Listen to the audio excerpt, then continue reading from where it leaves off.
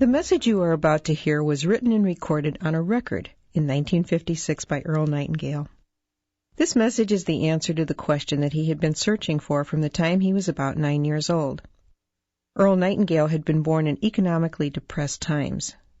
As a child, because they were so poor, Earl desperately wanted to know why some people grew up to enjoy prosperity, while others, like his family, struggled merely to survive. Unable to find answers to his questions from grown-ups, Earl began reading everything he could, believing that someone, somewhere, had the answer. Many years passed, and when Earl was 35 years old, he wrote and recorded this message. It was to be played one Saturday morning to a small group of salesmen during his absence. When Earl returned, he learned that the message had made such a positive impact on the men, they wanted copies to share with their friends and family. Earl arranged with Columbia Records to duplicate the record to meet the many requests. Much to Earl's surprise, in very little time, without any real advertising or marketing, over 1 million copies had been sold, and he received a gold record. Earl called the message The Strangest Secret. And this single recording was the seedling from which the entire personal development industry grew. And because Earl had discovered the true meaning of the strangest secret, which determines the outcome of one's life, he went from poverty to become one of the most highly recognized voices and names throughout the United States and from the West Indies to South Africa. His daily radio program, Our Changing World, was the world's most widely sponsored radio program and was heard daily across the United States, Canada, Mexico, Australia, the Bahamas, Guam, New Zealand, Puerto Rico, the Armed Forces Radio, and 30 countries overseas. I'm Diana Nightingale, and since my husband's death in 1989, I have continually looked for new effective ways to continue to share Earl's many messages of inspiration with the world.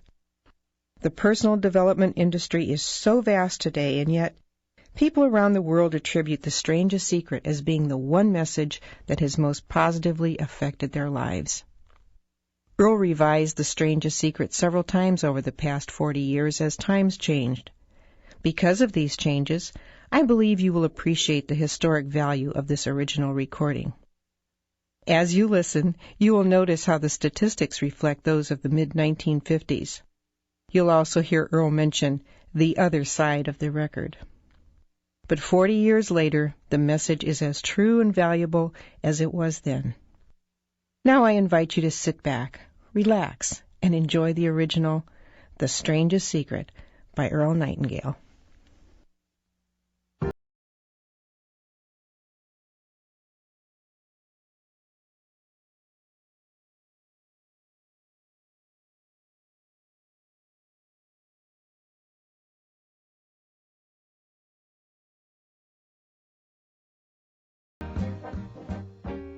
I'd like to tell you about the strangest secret in the world. Not long ago, Albert Schweitzer, the great doctor and Nobel Prize winner, was being interviewed in London, and a reporter asked him, "Doctor, what's wrong with men today?"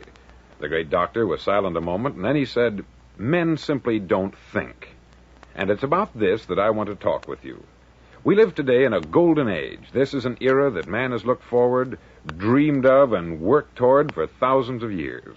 But since it's here, we pretty well take it for granted. We in America are particularly fortunate to live in the richest land that ever existed on the face of the earth, a land of abundant opportunity for everyone. But do you know what happens?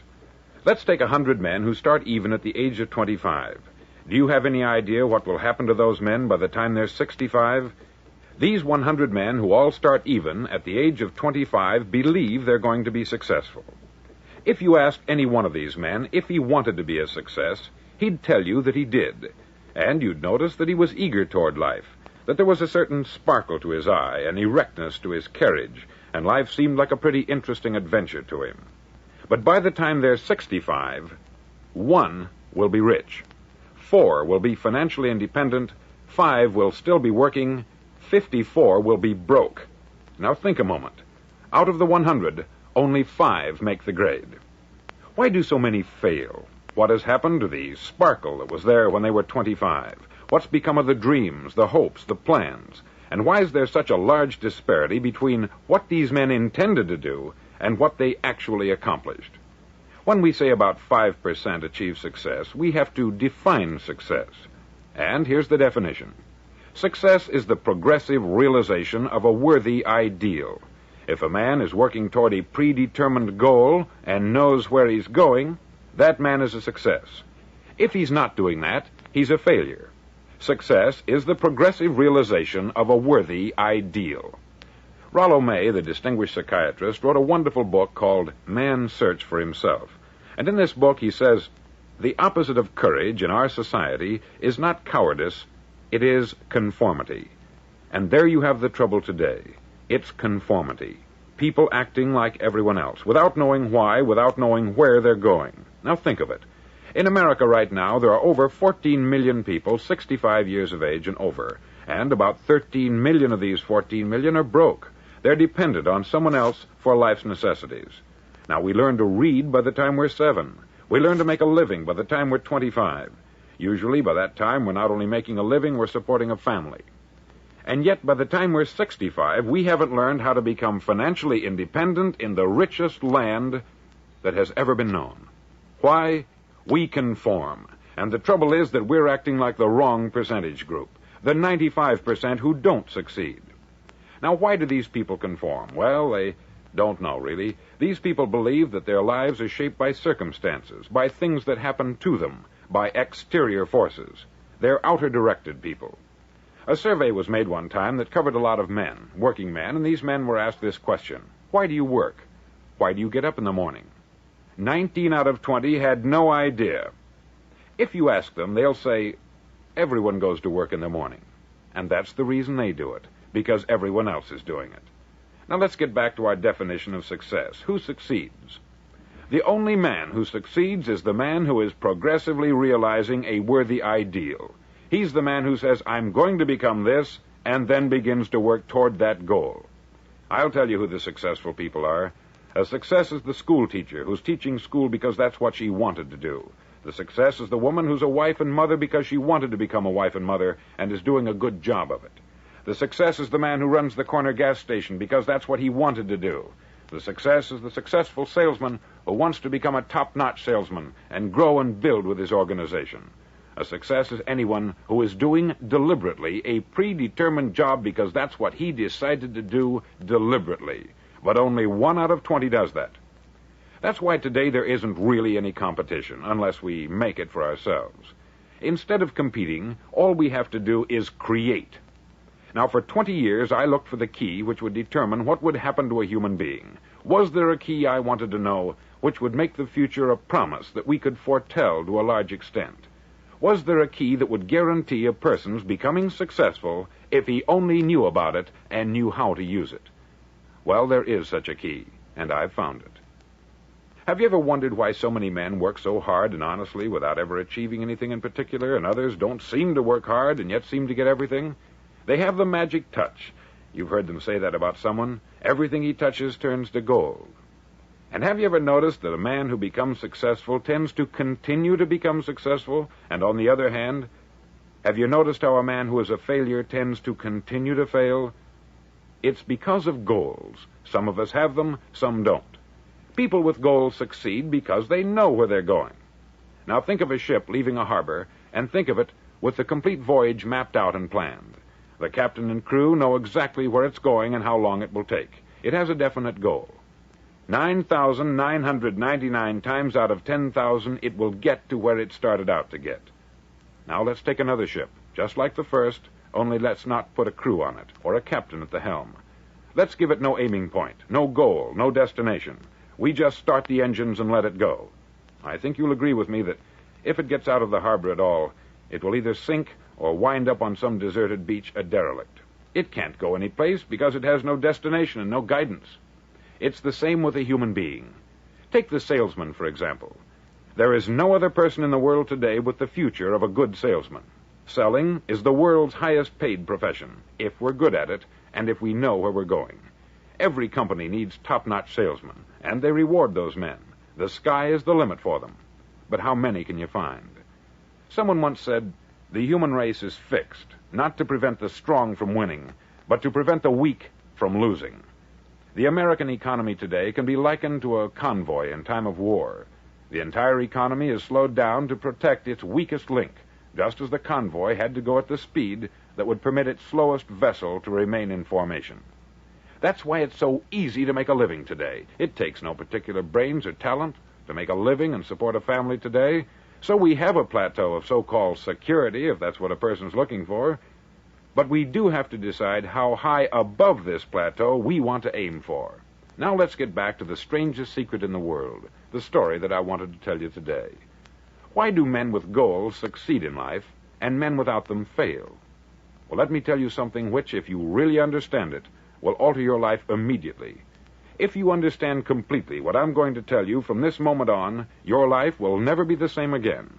You'll suddenly find that good luck just seems to be attracted to you. The things you want just seem to fall in line. And from now on, you won't have the problems, the worries, the gnawing lump of anxiety that perhaps you've experienced before. Doubt, fear, well, they'll be things of the past. Here's the key to success, and the key to failure. We become what we think about. Now let me say that again. We become what we think about. Throughout all history, the great wise men and teachers, philosophers and prophets have disagreed with one another on many different things. It is only on this one point that they are in complete and unanimous agreement. Listen to what Marcus Aurelius, the great Roman emperor, said. He said, "A man's life is what his thoughts make of it." Disraeli said this, "Everything comes if a man will only wait. I have brought myself by long meditation to the conviction that a human being with a settled purpose must accomplish it, and that nothing can resist a will that will stake even existence for its fulfillment." Ralph Waldo Emerson said this, "A man is what he thinks about all day long."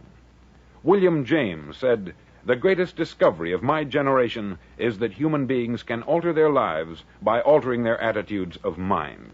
And he also said, "We need only in cold blood act as if the thing in question were real, and it will become infallibly real by growing into such a connection with our life that it will become real.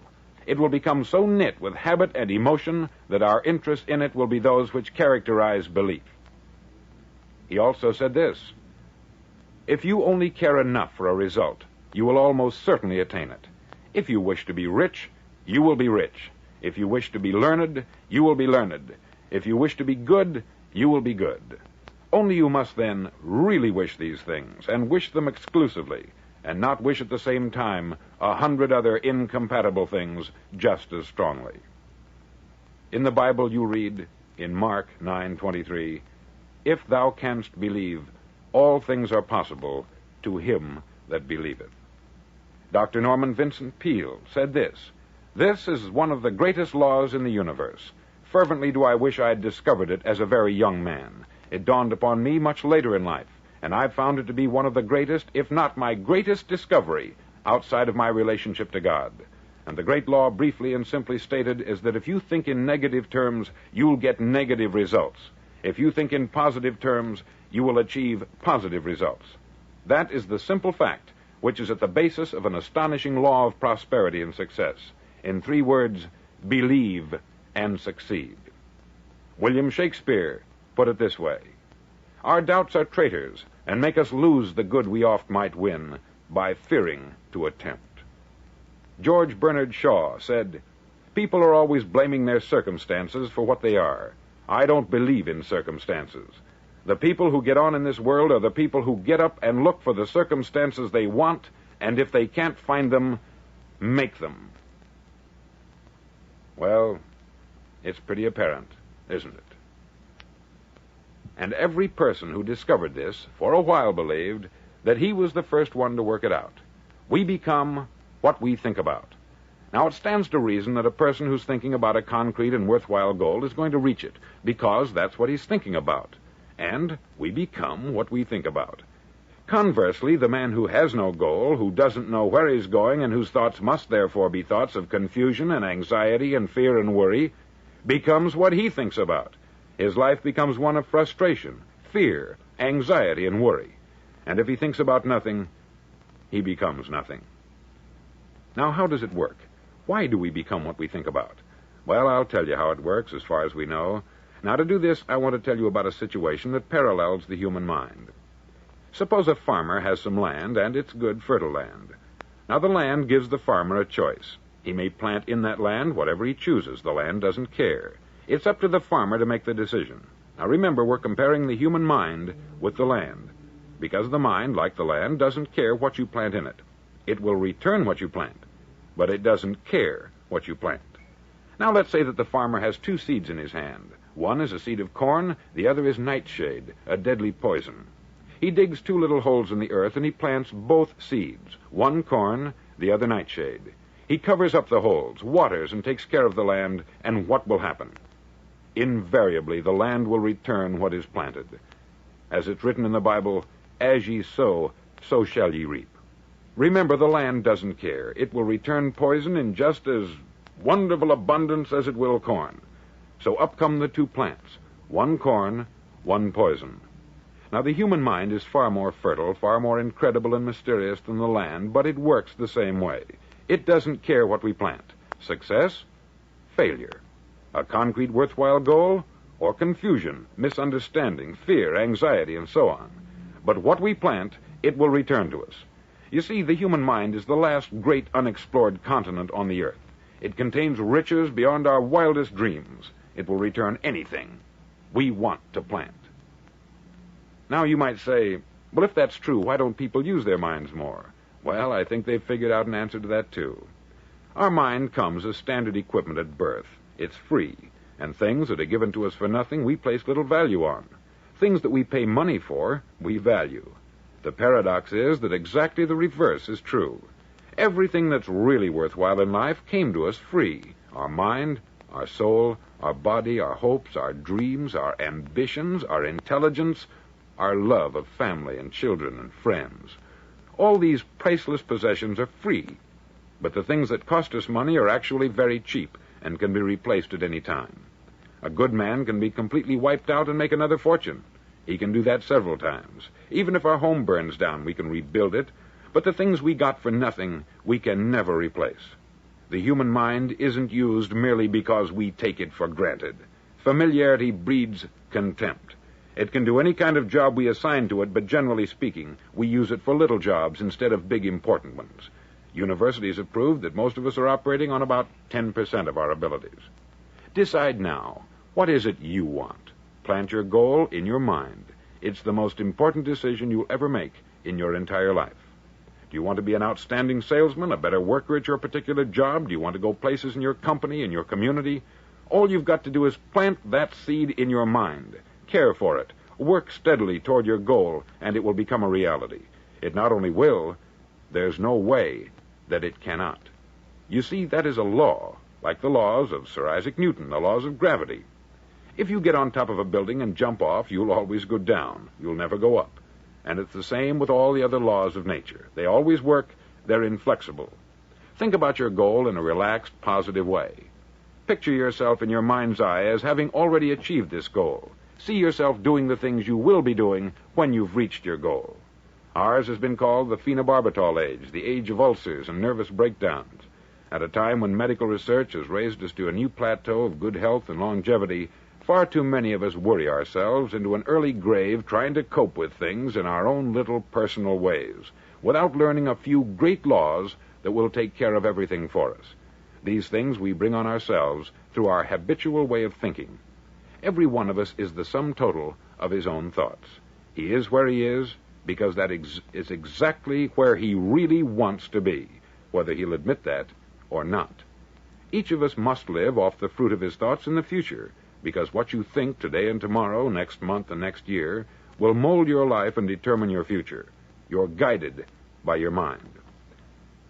I remember one time I was driving through Arizona, and I saw one of those giant earth-moving machines roaring along the road at about 35 miles an hour with what looked like 20 tons of dirt in it, a tremendous, incredible machine, and there was a little man perched way up on top with the wheel in his hands guiding it. And as I drove along, I was struck by the similarity of that machine to the human mind. Just suppose you're sitting at the controls of such a vast source of energy. Are you going to sit back and fold your arms and let it run itself into a ditch? Or are you going to keep both hands firmly on the wheel and control and direct this power to a specific, worthwhile purpose? It's up to you. You're in the driver's seat. You see, the very law that gives us success is a two-edged sword. We must control our thinking. The same rule that can lead a man to a life of success, wealth, happiness, and all the things he's ever dreamed of for himself and his family, that very same law can lead him into the gutter. It's all in how he uses it, for good or for bad. This is the strangest secret in the world. Now, why do I say it's strange, and why do I call it a secret? Actually, it isn't a secret at all. It was first promulgated by some of the earliest wise men, and it appears again and again throughout the Bible. But very few people have learned it, understand it. That's why it's strange, and why, for some equally strange reason, it virtually remains a secret. I believe that you could go out and walk down the main street of your town and ask one man after another what the secret of success is, and you probably wouldn't run into one man in a month who could tell you. Now, this information is enormously valuable to us if we really understand it and apply it.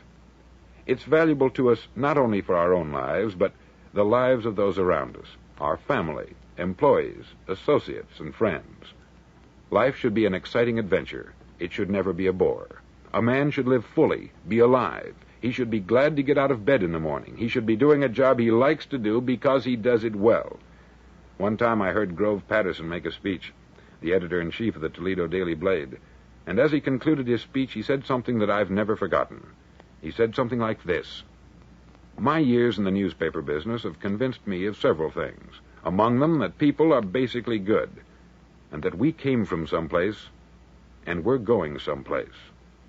So we should make our time here an exciting adventure. The architect of the universe didn't build a stairway leading nowhere." And the greatest teacher of all, the carpenter from the plains of Galilee, gave us the secret time and time again. As ye believe, so shall it be done unto you. On side number 1 of this record, I've explained the strangest secret in the world and how it works. Now, on this side, I want to explain how you can prove to yourself the enormous returns possible in your own life by putting this secret to a practical test. I want you to make a test that will last 30 days. Now, it isn't going to be easy. If you'll give it a good try, it will completely change your life for the better. Back in the 17th century, Sir Isaac Newton, the English mathematician and natural philosopher, gave us some natural laws of physics which apply as much to human beings as they do to the movement of bodies in the universe. Now, one of these laws is that for every action, there is an equal and opposite reaction. Simply stated, as it applies to you and me, it means we can achieve nothing without paying the price. The results of your 30-day experiment will be in direct proportion to the effort you put forth. To be a doctor, you must pay the price of long years of difficult study. To be successful in selling, and remember that each of us succeeds to the extent of his ability to sell, selling our families on our ideas, selling education in schools, selling our children on the advantages of living the good and honest life, selling our associates and employees on the importance of being exceptional people, to, of course, the profession of selling itself. But to be successful in selling our way to the good life, we must be willing to pay the price. Now, what is that price? Well, it's many things. First, it's understanding emotionally, as well as intellectually, that we literally become what we think about, that we must control our thoughts if we're to control our lives. It's understanding fully that, as ye sow, so shall ye reap. Secondly, it's cutting away all the fetters from the mind and permitting it to soar as it was divinely designed to do. It's the realization that your limitations are self-imposed, and that the opportunities for you today are enormous beyond belief. It's rising above narrow-minded pettiness and prejudice. Thirdly, to use all your courage to force yourself to think positively on your own problem, to set a definite and clearly defined goal for yourself, to let your marvelous mind think about your goal from all possible angles, to let your imagination speculate freely upon many different possible solutions, to refuse to believe there are any circumstances sufficiently strong to defeat you in the accomplishment of your purpose, to act promptly and decisively when your course is clear, and to keep constantly aware of the fact that you are, at this moment, standing in the middle of your own acre of diamonds, as Russell Conwell used to point out. Fourth, save at least 10% of what you earn. It's also remembering that no matter what your present job, it has enormous possibilities if you're willing to pay the price. Now let's just go over the important points in the price each of us must pay to achieve the wonderful life that can be ours. It is, of course, worth any price. 1, you will become what you think about. 2, remember the word imagination. Let your mind soar. 3, courage. Concentrate on your goal every day. 4, save 10% of what you earn. And action. Ideas are worthless unless we act on them. Now I'll try to outline the 30-day test I want you to make. Now keep in mind that you have nothing to lose by making this test, and everything you could possibly want to gain. There are 2 things that may be said of everyone. Each of us wants something, and each of us is afraid of something. I want you to write on a card what it is you want more than anything else. It may be more money. Perhaps you'd like to double your income or make a specific amount of money. It may be a beautiful home. It may be success at your job. It may be a particular position in life.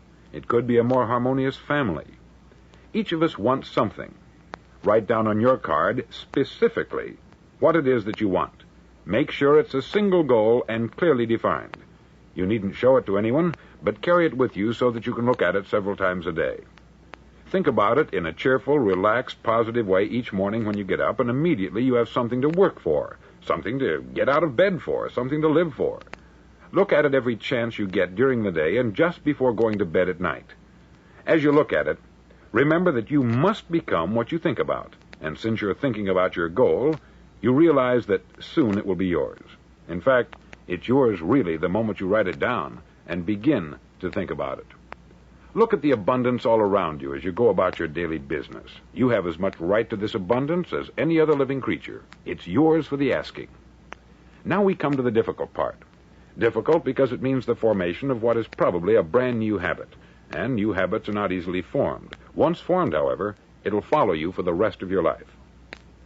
Stop thinking about what it is you fear. Each time a fearful or negative thought comes into your consciousness, replace it with a mental picture of your positive and worthwhile goal. There will come times when you will feel like giving up. It's easier for a human being to think negatively than positively. That's why only 5% are successful. You must begin now to place yourself in that group. For 30 days, you must take control of your mind. It will think only about what you permit it to think. Each day for this 30-day test, do more than you have to do.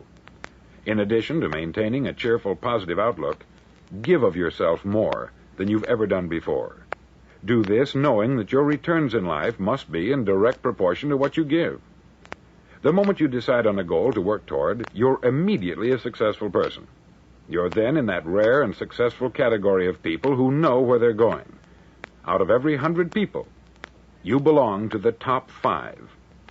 Don't concern yourself too much with how you're going to achieve your goal. Leave that completely to a power greater than yourself.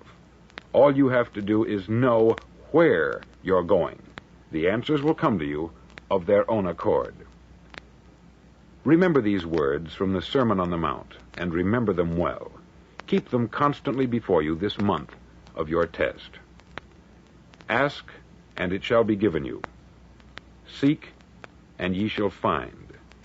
Knock, and it shall be opened unto you. For every one that asketh receiveth, and he that seeketh findeth, and to him that knocketh it shall be opened. It's as marvelous and as simple as that. In fact, it's so simple that in our seemingly complicated world it's difficult for an adult to understand that all he needs is a purpose and faith. For 30 days, do your best. If you're a salesman, go at it as you've never done before, not in hectic fashion, but with the calm, cheerful assurance that time well spent will give you the abundance in return you deserve and want. If you're a homemaker, devote your 30-day test to complete giving of yourself without thinking about receiving anything in return, and you will be amazed at the difference it makes in your life. No matter what your job, do it as you've never done it before for 30 days. And if you've kept your goal, a brand outstanding editor and writer discovered it for herself and tells about it in her fine book, Wake Up and Live. Her entire philosophy is reduced to the words, act as though it were impossible to fail. She made her own test with sincerity and faith, and her entire life was changed to one of overwhelming success. Now you make your test for 30 full days. Don't start your test until you've made up your mind to stick with it. You see, by being persistent, you're demonstrating faith. Persistence is simply another word for faith. If you didn't have faith, you would never persist. If you should fail during your first 30 days, by that I mean suddenly find yourself overwhelmed by negative thoughts, you've got to start over again from that point and go 30 more days. Gradually, your new habit will form until you find yourself one of that wonderful minority to whom virtually nothing is impossible. Don't forget the card. It's vitally important as you begin this new way of living. On one side of the card, write your goal, whatever it may be. On the other side, write the words we've quoted from the Sermon on the Mount. Ask, and it shall be given you. Seek, and ye shall find. Knock, and it shall be opened unto you. In your spare time during your test period, read books that will help you. Inspirational books like the Bible, Dorothea Brand's Wake Up and Live, The Magic of Believing by Claude Bristol, Think and Grow Rich by Napoleon Hill, and other books that instruct and inspire. Nothing great was ever accomplished without inspiration. See that during these crucial first 30 days, your own inspiration is kept at a peak. Above all, don't worry. Worry brings fear, and fear is crippling. The only thing that can cause you to worry during your test is trying to do it all yourself. Know that all you have to do is hold your goal before you. Everything else before you every day. You'll wonder and marvel at this new life you've found. Dorothy will take care of itself. Remember also to keep calm and cheerful. Calm and cheerful. Don't let petty things annoy you and get you off course. Now, since making this test is difficult, some may say, well, why should I bother? Well, look at the alternative. No one wants to be a failure. No one really wants to be a mediocre individual. No one wants a life constantly filled with worry, fear, and frustration. Therefore, remember that you must reap that which you sow. If you sow negative thoughts, your life will be filled with negative things. If you sow positive thoughts, your life will be cheerful, successful, and positive. Now, gradually, you will have a tendency to forget what you've heard on this record. Play it often. Keep reminding yourself of what you must do to form this new habit. Gather your whole family about and listen to what's been said here at regular intervals. You know, most men will tell you that they want to make money without understanding the law. The only people who make money work in the mint. The rest of us must earn money. This is what causes those who keep looking for something for nothing or a free ride to fail in life. The only way to earn money is by providing people with services or products which are needed and useful. We exchange our product or service for the other man's money. Therefore, the law is that our financial return will be in direct proportion to our service. Success is not the result of making money. Making money is the result of success. And success is in direct proportion to our service. Most people have this law backwards. They believe that you're successful if you earn a lot of money. The truth is that you can only earn money after you're successful. It's like the story of the man who sat in front of the stove and said to it, "Give me heat, and then I'll add the wood." How many men and women do you know, Or do you suppose there are today who take the same attitude toward life? There are millions. We've got to put the fuel in before we can expect heat. Likewise, we've got to be of service first before we can expect money. Don't concern yourself with the money. Be of service. Build, work, dream, create. Do this, and you'll find there's no limit to the prosperity and abundance that will come to you. Prosperity is founded upon a law of mutual exchange. Any person who contributes to prosperity must prosper in turn himself. Sometimes the return will not come from those you serve, but it must come to you from someplace, for that is the law. For every action, there is an equal and opposite reaction. As you go daily through your 30-day test period, remember that your success will always be measured by the quality and quantity of service you render, and money is a yardstick for measuring this service. No man can get rich himself unless he enriches others. There are no exceptions to a law. You can drive down any street in America and from your car estimate the service that's being rendered by the people living on that street. Had you ever thought of this yardstick before? It's interesting. Some, like ministers and priests and other devoted people, measure their returns in the realm of the spiritual, but again, their returns are equal to their service. Once this law is fully understood, any thinking person can tell his own fortune. If he wants more, he must be of more service to those from whom he receives his return. If he wants less, he has only to reduce this service. This is the price you must pay for what you want. If you believe you can enrich yourself by deluding others, you can only end by deluding yourself. Just as surely as you breathe, you'll get back what you put out. Don't ever make the mistake of thinking you can avert this. It's impossible. The prisons and the streets where the lonely walk are filled with people who tried to make new laws just for themselves. We may avoid the laws of man, but there are greater laws that cannot be broken. An outstanding medical doctor recently pointed out 6 steps that will help you realize success. 1, set yourself a definite goal. 2, quit running yourself down. 3, stop thinking of all the reasons why you cannot be successful, and instead think of all the reasons why you can. 4, trace your attitudes back through your childhood and try to discover where you first got the idea you couldn't be a success, if that's the way you've been thinking. 5, change the image you have of yourself by writing out a description of the person you would like to be. And 6, act the part of the successful person you have decided to become. The doctor who wrote those words is a noted West Coast psychiatrist, David Harold Fink, M.D. Do what all the experts since the dawn of recorded history have told you you must do. Pay the price by becoming the person you want to become. It's not nearly as difficult as living unsuccessfully. Make your 30-day test. Then repeat it. Then repeat it again. Each time it will become more a part of you until you'll wonder how you could ever have lived any other way.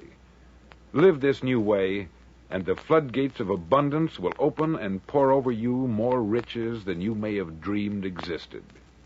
Money? Yes, lots of it. But what's more important, you'll have peace.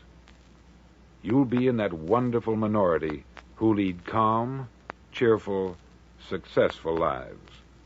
Start today. You have nothing to lose.